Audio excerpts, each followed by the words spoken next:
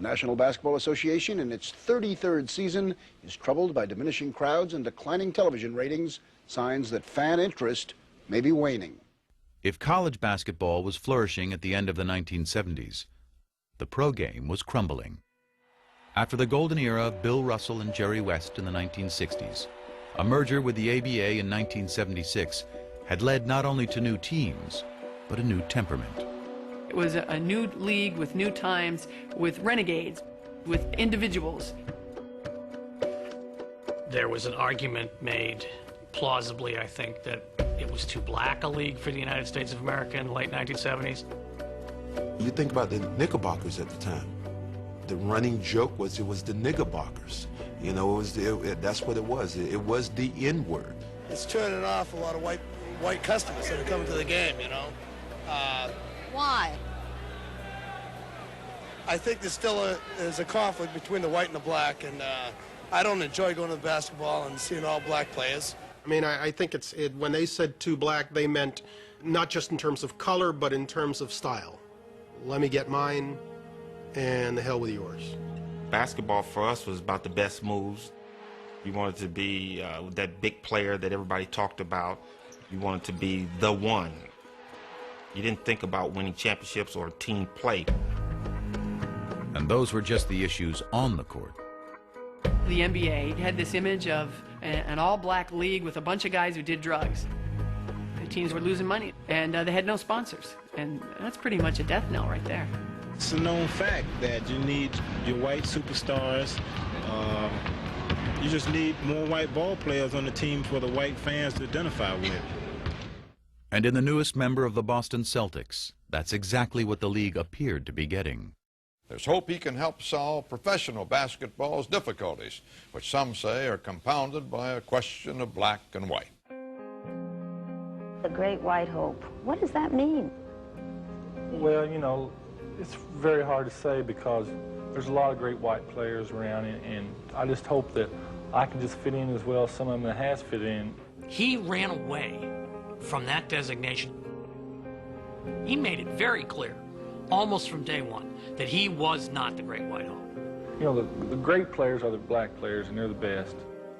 Such deference meant little to black Celtics like Curtis Rowe, Sidney Wicks, and Cedric Maxwell, who looked at Bird and saw not the great white hope, but another case of great white hype. He didn't impress me no more than any white guy I've ever seen play before. I think that you would say that most black players at the time were racist, in the sense that we did not think that you could find a white guy who could play better than any black guy. When I walked in the first day of camp, them guys were on the floor stretching, and here comes the white savior, here comes this, here comes that. I sort of enjoyed it because I knew I was going to battle them all day. But Curtis and Sidney didn't last long. They didn't even make it through the first practice, and they were cut. So then it was just Cedric. I'm thinking, oh, he's slow, he can't get off a shot. He's not that strong. This is gonna be a layup. Bam, knocks down a jump shot.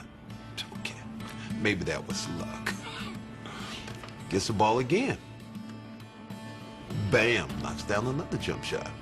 Now I'm thinking like, okay, hey, you know what? I'm gonna D this guy up. I'm gonna show him his life. 20 feet away. Bam, 25 feet away, bam. My mind just goes something, damn, this white guy can play. It was a good thing, too. The storied Celtics might have been the winningest team in NBA history, but they were fresh off their worst season in 30 years.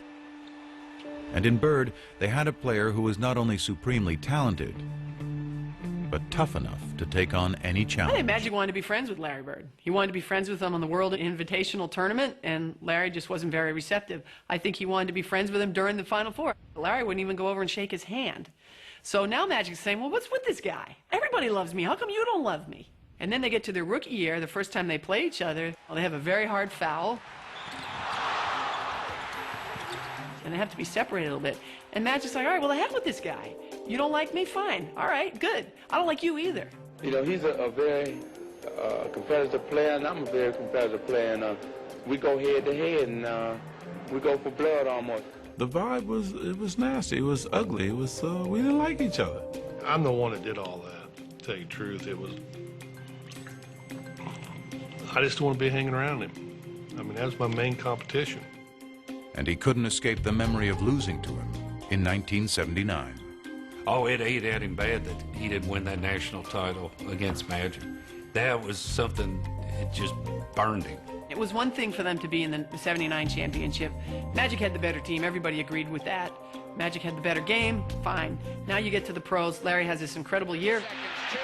Bird, a runner. It's good!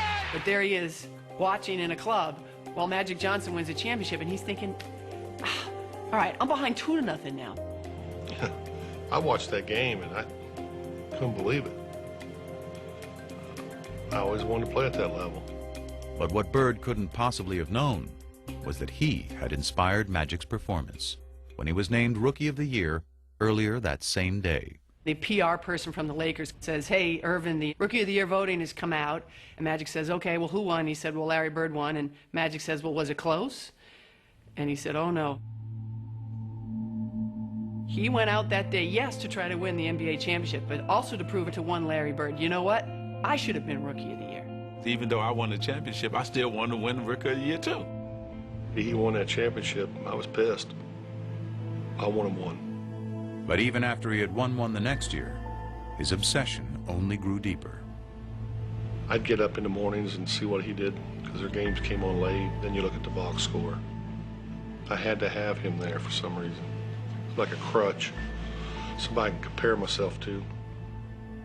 I hated what was being said that Larry was better than me, and I'm just a guy who can control the game. My first 4 or 5 years, that bothered me a lot. I didn't tell nobody it bothered me, but it did.